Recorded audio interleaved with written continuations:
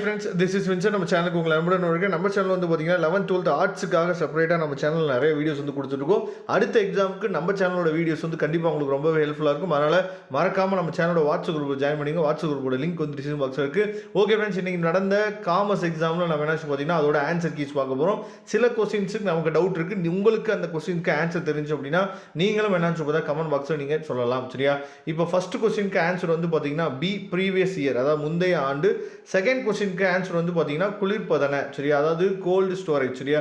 இதை தெளிவாக பார்த்துங்க. அதுக்கப்புறம் தேர்ட் கொஸ்டினுக்கு ஆன்சர் வந்து பார்த்தீங்கன்னா சி சம்பளம் அல்லது கூலி. சரியா? பின்வற்றுள் எது வியாபார நடவடிக்கையின் சிறப்பு இயல்புகள் இல்லைன்னு சொல்லி கொடுத்துருக்காங்க. அது தெளிவாக பார்த்துங்க. அதுக்கப்புறம் இந்த ஃபோர்த் ஒன் வந்து கொஞ்சம் டவுட்டாக இருக்குது. சரியா? ஃபர்ஸ்ட் ஆப்ஷனா இல்லை வந்து ஆப்ஷன் டியா அப்படின்னு டவுட்டாக இருக்குது. ஆனால் ஃபர்ஸ்ட் ஆப்ஷன் தான் மேக்ஸிமம் இருக்குன்னு நம்ம திங்க் பண்ணுறோம். அதை கொஞ்சம் பார்த்துங்க. ஃபிஃப்த் ஒன்னோட ஆன்சர் வந்து பார்த்தீங்கன்னா 2005. சரியா? சிக்ஸ்த் ஒன்னோட ஆன்சர் வந்து பார்த்தீங்க அப்படின்னா 2 ஆப்ஷன் டி. சரியா?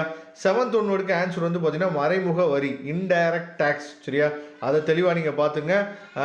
அதாவது இதில் வந்து சரக்கு மற்றும் சேவை வரி என்பது மறைமுக வரியிலையும் என்னாச்சு பார்த்தா இருக்கிறதுக்கு வாய்ப்பு இருக்குது. அதே மாதிரி நேரடி வரியிலையும் இருக்கிறதுக்கு வாய்ப்பு இருக்குது. சரியா? இதை நீங்கள் என்ன ஆன்சர் அப்படிங்கிறத கொஞ்சம் தெளிவாக நீங்கள் பார்த்துங்க. சரியா? உங்களுக்கு கரெக்டான ஆன்சர் தெரிஞ்சாலும் நீங்கள் என்ன பண்ணலாம் சொல்லி கமெண்ட் பாக்ஸ் சொல்லலாம். அதே மாதிரி அதிக அளவு அபாயத்தை கொண்டது என்ன சொல்லி பார்த்தா உற்பத்தி தொழில். அதுக்கப்புறம் 9th ஒன்னோட ஆன்சர் வந்து பார்த்தீங்கன்னா டி. சரியா? மேற்கூறிய அனைத்தும் இருதரப்பு ஒப்பந்தம் மூலம் விடுவிக்கப்படுவது மேற்கூறிய அனைத்தும். சரியா? அதுக்கப்புறம் 10th ஒன்னோட ஆன்சர் வந்து பார்த்தீங்கன்னா ஒரு குறிப்பிட்ட வகை பொருட்களை மட்டும் விற்கும் சில்லறை கடைகள் வந்து பொது பண்டக சாலைகள் என அழைக்கப்படுகின்றன. சரியா?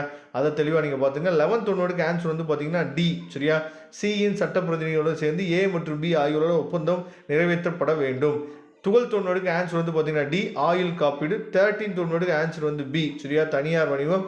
14வது ஒன்னோட ஆன்சர் வந்து பார்த்தீங்கன்னா ஆ. சரியா? 2006. 15வது ஒன்னோட ஆன்சர் வந்து பார்த்தீங்க அப்படின்னா அதாவது சி மறு ஏற்றுமதி வியாபாரம். 16வது ஒன்னோட ஆன்சர் வந்து பார்த்தீங்கன்னா பி மக்களுக்கு சேவை செய்தல். 17வது வந்து பார்த்தீங்கன்னா இ.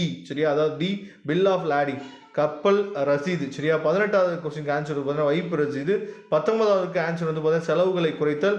20வது ஆன்சர் வந்து பார்த்தீங்கன்னா பி ஏற்றுமதி இறக்குமதியை விட அதிகமாக இருத்தல். சரியா?